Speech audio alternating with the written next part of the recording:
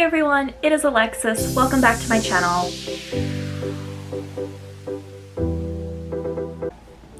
Happy Friday. I hope you guys had an amazing week. I hope you guys are being good to yourselves, being good to each other.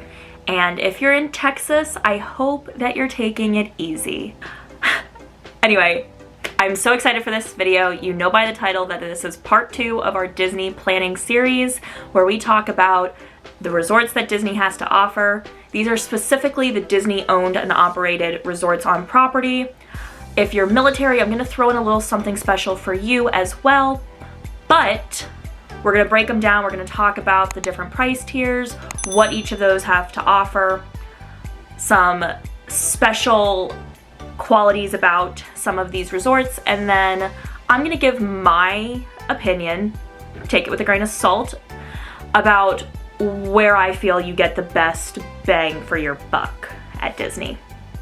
And I'm so glad you guys are here. We're gonna do a brief countdown update. We are 69 days away from the Disney portion of our vacation, which means that in 9 days I get to make our dining reservations. I'm gonna do a whole separate video about that. We're gonna break it down a little bit differently this time because we are going with such a big group, but I'm going to share with you what I was able to get and why exactly we made those decisions. But yeah, let's go. So Disney has their resorts broken down into 3 price tiers. At the top you have the Deluxe, then you have Moderate, and then you have Value. And really the biggest thing that separates each of those is what exactly you get at each of the 3 types of properties. So I'm gonna start at the bottom. We're gonna start at Value Resort. Value Resorts, they're your most basic accommodations. I shouldn't say that because nothing Disney does is super basic. You still get all the great theming, you still get the great cast member service, you get amazing food. You get what you pay for. Let's put it that way. At all 3 of these, you get what you pay for. There are 5 value resorts and then also another lodging option, but let's break down the resorts first. You have Pop Century Resort, you have Art of Animation, and then you have the All-Stars. That's All-Star Movies, All-Star Music, and All-Star Sports.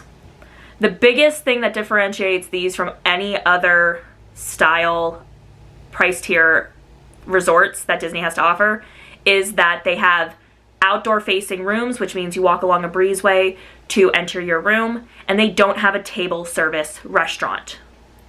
They do have food courts. The biggest upsell for one of these resorts, so Art of Animation is considered a value resort, but they offer rooms that can also put it into the moderate resort price range, and those are family suites. There's not a lot of regular rooms on property that offer sleeping for up to 6 people, and they only have them in these value resorts. Art of Animation has family suites, and All-Star Music. I should have looked that up first.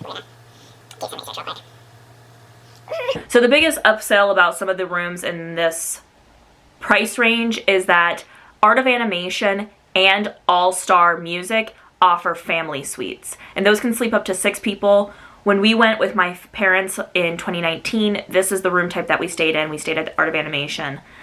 These rooms are amazing. They're decked out, themed to the nines. At Art of Animation, they have Lion King family suites, Cars family suites, and Finding Nemo family suites. Also have the campsites at Fort Wilderness, and they offer both tent and RV hookups. Next we have the moderate resorts, and really they're not going to be that much different from value. Some of these resorts do have a interfacing room situation, meaning that you walk through a building, not along a breezeway to get to your room. All of these have table service restaurants available on site at those resorts, and that's the 2 biggest things that are going to separate the moderates from the values. And the moderates include Port Orleans, both Riverside and French Quarter, Caribbean Beach Resort, Coronado Springs, and then the cabins at Fort Wilderness. Coronado Springs is probably going to give you the most. They offer a little bit more. They have club level accommodations. They have a couple of lounges. They have a new restaurant. They recently went through a major renovation, and I've heard a lot of good things about the Coronado Springs Resort. Caribbean Beach Resort is going to be one of those that it's more like a value. They're split up into islands. Like their hotel blocks are split up into islands. And the best thing I can do to tell you about that is if you can do advanced check-in, try to request something that's a little bit closer to the main building and transportation, because Trinidad and Tobago are like the furthest out. Their islands. They have their own separate little quick service area for food, and it can be about a 15-minute bus ride to get from the Trinidad and Tobago rooms to the main building. Port Orleans, French Quarter, and Riverside, I've heard a lot of good things about these. This is probably my dad's favorite resort, and it's a shame because we haven't stayed there the past 3 times we've gone to Disney. Or he hasn't stayed there the past 3 times he's gone to Disney. I've only gone twice, but anyway. Something cool about these resorts, at least at the Caribbean Beach and Port Orleans Riverside, you get specialty themed rooms. Caribbean Beach, you can have a pirate themed room where the beds are shaped like pirate ships and it's all decked out like you're about to join Jack Sparrow. And then at Port Orleans Riverside, you have Princess and the Frog themed rooms, and I've seen pictures of these. They are so beautiful. I want to stay at the Princess and the Frog themed ones. I love it. So I'll try to include some pictures right there to let you guys know. Now the biggest chunk of the Disney resorts are in their deluxe price tier. These are going to offer valet parking, fitness centers, some have spas. They're going to have different room types that are Disney Vacation Club rooms, but that you can pay for with cash out of pocket and stay in just the same. These are going to be closest to the parks or other attractions, and I'll explain what I mean as I go through this list. And they're bigger, they're better, and they offer a little bit more than the rest of these resorts that I've previously mentioned. So in the Magic Kingdom area, there is the Contemporary Resort, Polynesian Village, Grand Floridian, and Wilderness Lodge. The first 3 that I mentioned are connected to the monorail line, and you can take that right over to the Magic Kingdom. Wilderness Lodge is not connected to the monorail, but you do have a boat that can take you from Wilderness Lodge across Bay Lake and into Magic Kingdom that way. Now in the Epcot Hollywood Studios area, there's the Yacht Club and the Beach Club, and they're connected. They're like right next to each other, and they do share probably the best pool on property, Stormalong Bay. You have Boardwalk Inn, that's right above the Boardwalk area that offers restaurants and bars and shopping and all that fun stuff. There's Riviera. The newest resort on property is the Riviera Resort.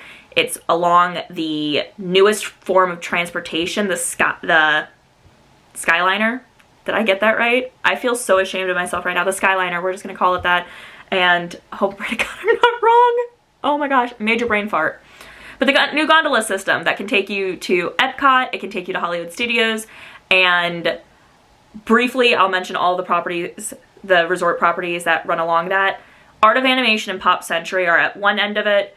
There's a central hub at Caribbean Beach where you can either you have to disembark regardless if you're coming from Art of Animation or Pop Century, but you can go left towards Hollywood Studios, or you can continue straight on towards Epcot. And then there is kind of like a changeover station at Riviera, and then from Riviera you go on to Epcot. So that's really cool, and that's a perk at staying at any of those 4 properties that I mentioned, is you get to use this new form of Disney transportation. In the downtown Disney, I don't know why I called it that. In the Disney Springs area, you have Old Key West. This is also another Disney Vacation Club property, but they do offer rooms to normal guests where you can just pay with cash. So it's also an option. You can take a boat from Old Key West Resort over to Disney Springs. So that's another mode of transportation and a little perk for staying out there.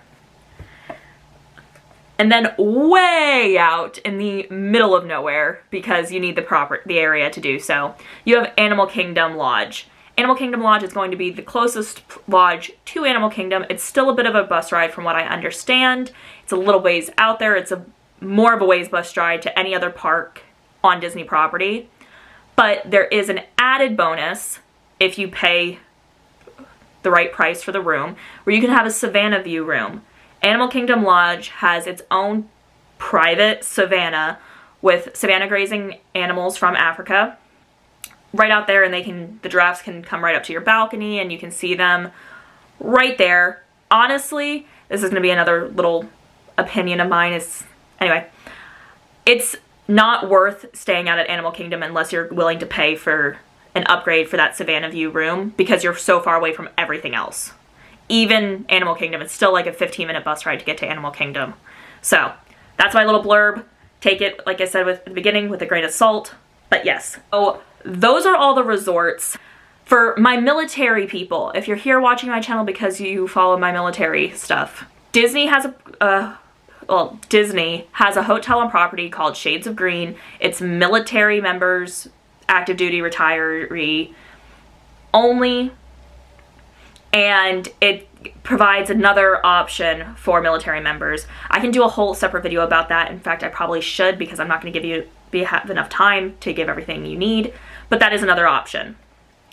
Now, what everybody's been waiting for, not really, but my personal opinion about Disney, where to stay for your Disney vacation, and this is if you're planning on spending a lot of your time in the parks.